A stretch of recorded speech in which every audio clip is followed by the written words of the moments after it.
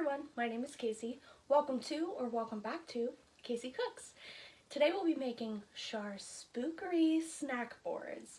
This is a recipe for all ages and for parents too. The first thing you'll need for all of these recipes is clean hands. So pause this video, go wash your hands, and I'll be here when you get back.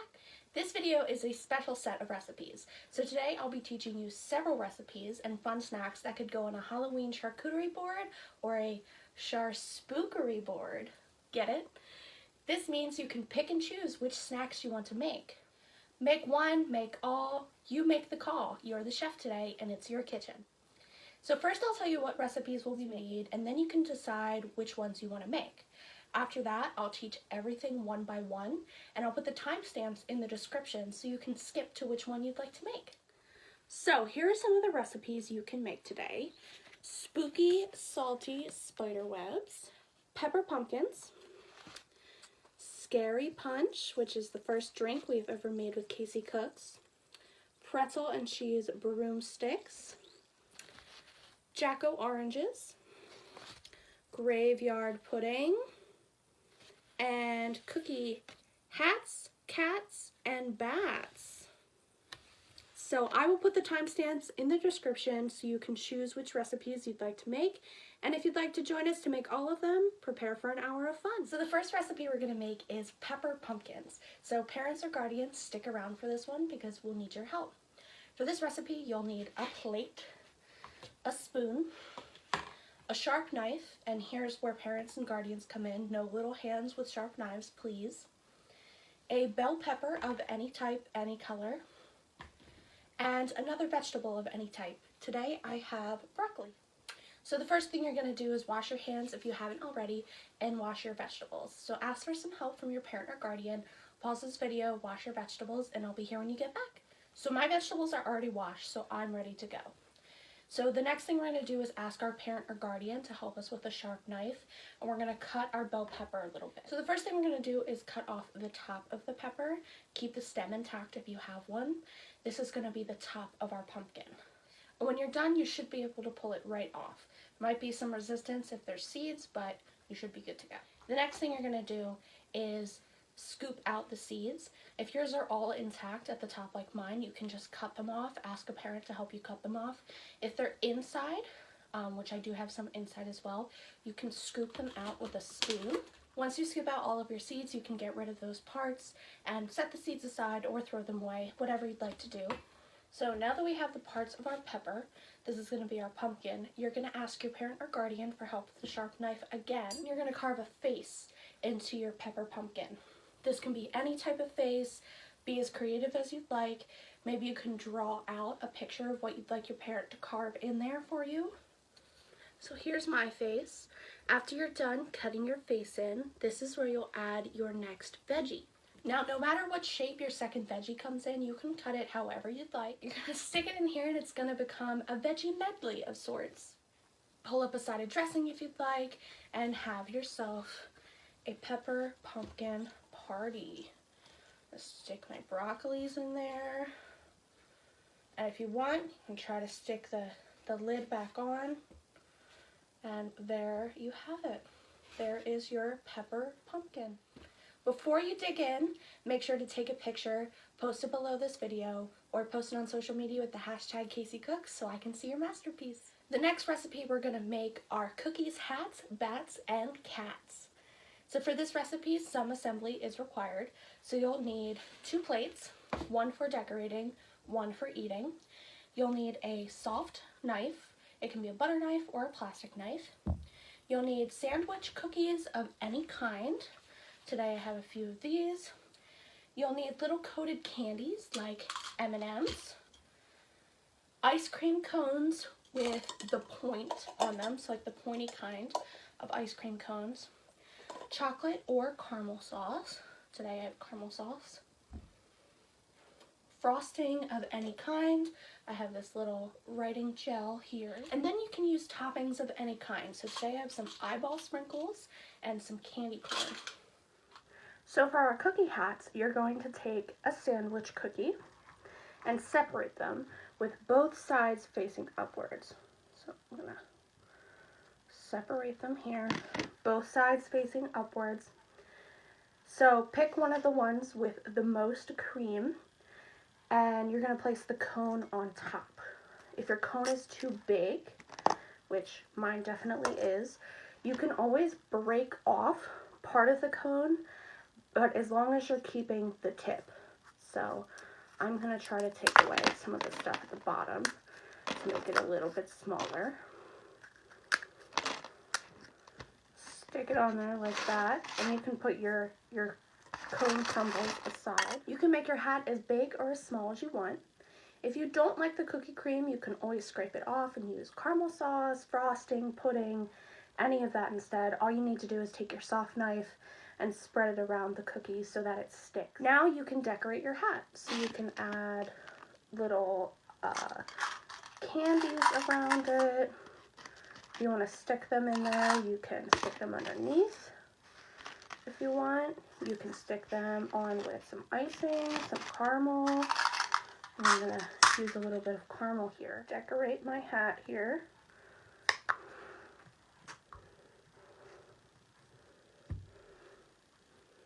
Like I said, it's okay to make a mess. You're still making a masterpiece. I'm going to turn my plate around. And there you have a cookie hat. For cookie bats, you're going to want to keep your base.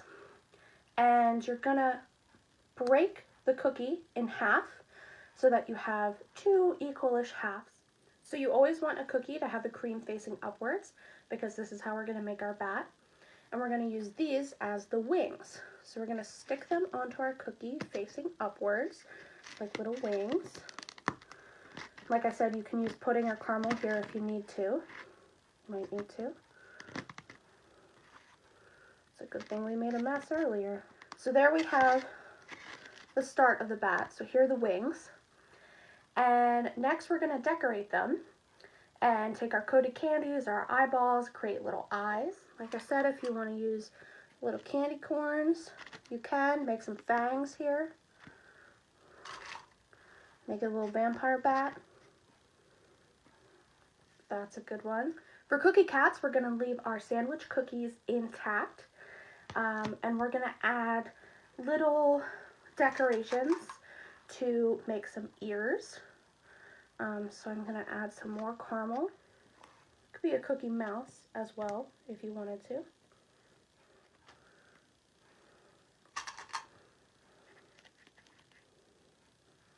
Could be a little mouse, little cat. And before you dig in, make sure to snap and hats and either post them below this video or post them on YouTube with the hashtag Casey Cooks. So the next recipe we're going to make is graveyard pudding. This is a quick recipe that would be great for classroom cooking or Halloween parties.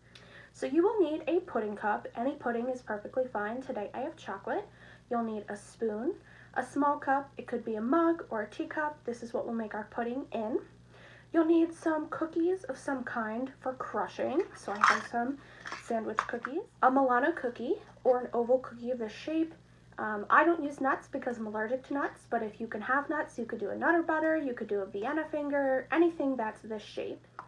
Candy corn or any other toppings you may have, icing or chocolate sauce for writing, and a toothpick if you don't have a handy dandy tube of writing gel like I do. If you've made trifle with us in the past, you'll rock out with this recipe.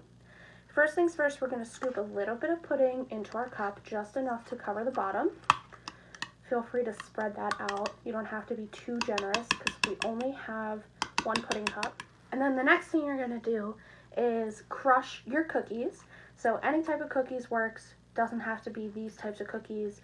If you have chocolate chip cookies or any other type of cookies, that works as well. And we're going to layer our pudding and our cookies back and forth until we either run out of pudding or we reach the top of the cup.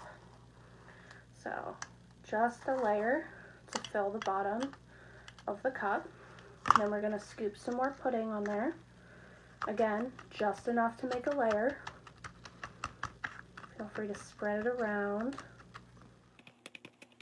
Definitely don't dump all of your pudding or all of your cookies in. If you want this to be a layered experience, you get an amazing bite in every spoonful.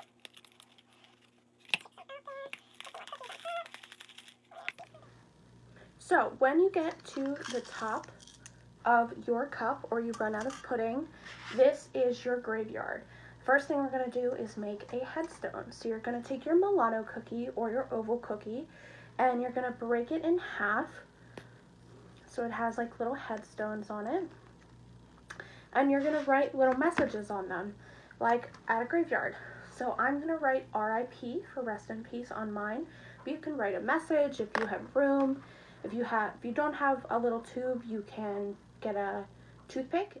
Alright, and when you're done, you can stick your little headstones into your graveyard wherever you want. I'll put mine on opposite sides. Ready to decorate? Fill your graveyard with whatever you have on hand. I'm going to stick some eyeballs in there. Maybe we've got some zombies in this graveyard. Maybe you can see them from the outside. I also have some sprinkles. So I'm going to use some sprinkles here. Make sure we get to the Halloween spirit. Graveyard. Before you dig in, get it? Dig in. Take a picture of your creation, post it below in the comments, or use the hashtag CaseyCooks if you post on social media. Next, we're gonna make pretzel and cheese broomsticks. So don't worry, parents, we've got some healthy stuff mixed in with this Spookery board. This is a cute snack for school lunches. Parents, you can use this as well. It's a recipe for everybody. So for this recipe, you will need a cheese stick or any kind of flat piece of cheese. That could be a slice of cheese, a little block of cheese, whatever you have on hand is fine. A pretzel stick, and a soft knife. So if you have a cheese stick, the first thing you're going to do is use your soft knife to make some slices here. So you could probably cut like 3 slices into them, maybe more if your cheese stick is a little bit bigger. Maybe you could cut 4. I'm going to leave it as 3.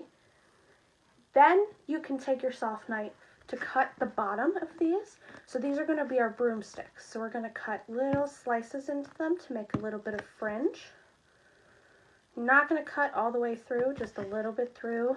Make it look like the bottom of a broomstick. You could also, if you want, just pull apart the cheese stick to make it look like a broom or a mop.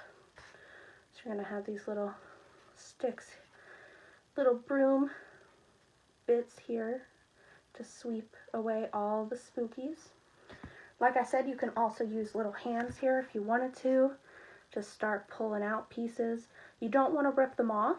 You want to pull them away just far enough so they look a little bit like a broom. And then when you feel you've pulled your broom to its mightiest, it's ready to sweep away the spookies.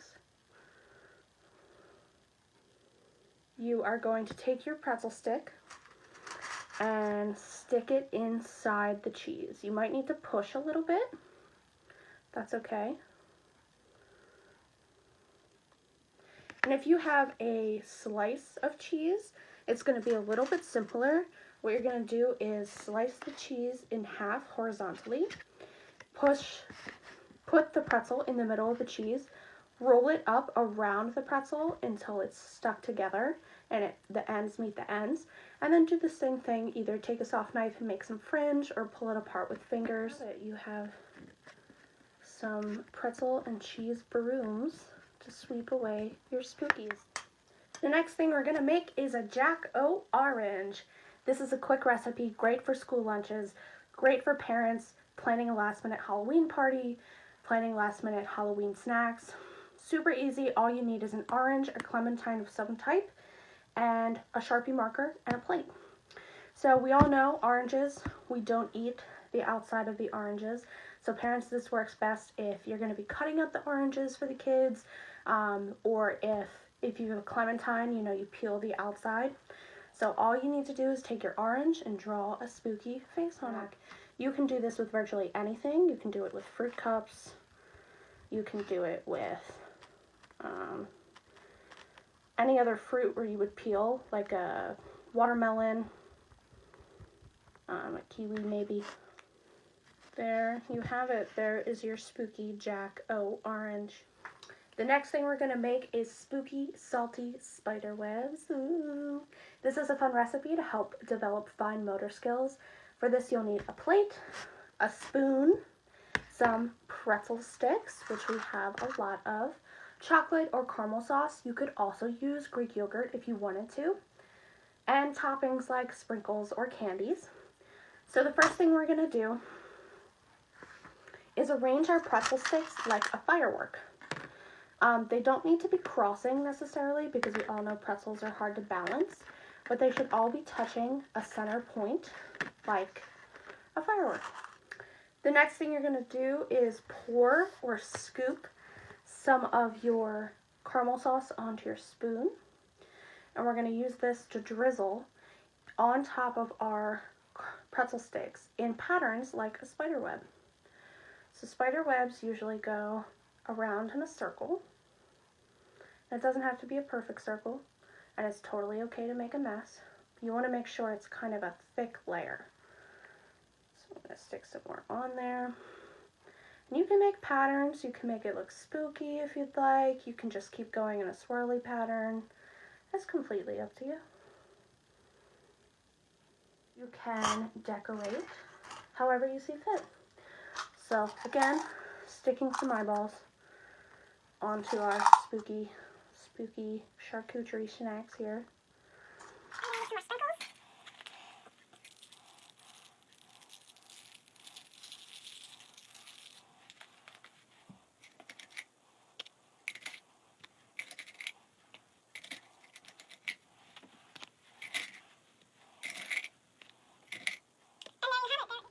So this is the final recipe for our Char Spookery board, and this is the first time we've ever made a drink on Casey Cooks, so that's really cool.